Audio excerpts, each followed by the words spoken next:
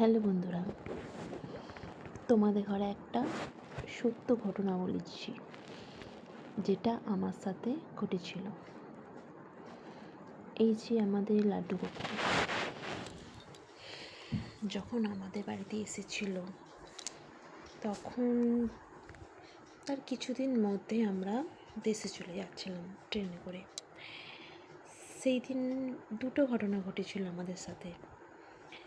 আমরা দিল্লিতে যখন ট্রেনে উঠেছিলাম, তখন একটা সাধু উঠেছিল আমাদের সাথে। সে বারবার আমাদের লাড্ডু গোপালকে দেখছিল আর আমাকে দেখছিল। প্রথমে কিছু বুঝতে পারলাম না। আর একটা ঘটনা হয়েছিল, ওই ট্রেনের মধ্যে একটা মুসলিমদের স্ত্রী ছিল, আমাদের পাশেই সিট পড়ে। অদ্ভুত ঘটনা হয়েছিল সেই সময়।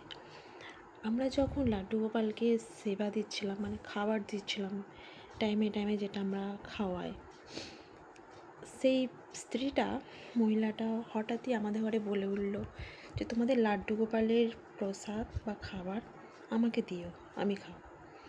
প্রথমে একটু অবাক লাগলো, তারপরে ভাবলাম চলো, মানে হয়তো মন থেকে তারা। তারপরে যখনই আমরা খাবার লাড্ডু গোপালকে সেবা দিতাম, সেই খাবারটা আমি তাকে দিতাম। আর একটা ঘটনা হলো, সেই সময় যে সাধু ট্রেনে উঠেছিল, সে বারবার আমাদের ঘরে আর আমার কানাকে বারবার দেখছিল। বাথরুম যাচ্ছিল, মানে 10-15 মিনিট ছাড়া ছাড়াই সে আমাদের সিটের সামনে আসা যাওয়া করছিল। আমরা প্রথম খুব ভয় পেয়ে গেছিলাম যে কেনই বা আসা যাওয়া করছে। তারপরে ভয়ও লাগছিল রাত্রিরে যদি লাড্ডু গোপালটাকে, কানাকে আমাদের চিনিয়ে নেয়। তবে সেরকম কিছুই হয়নি। যখন আমরা হাওড়ায় যখন নামলাম, আর নামার ঠিক 5 মিনিট আগে সেই সাধুটা আমাদের কাছে এলো।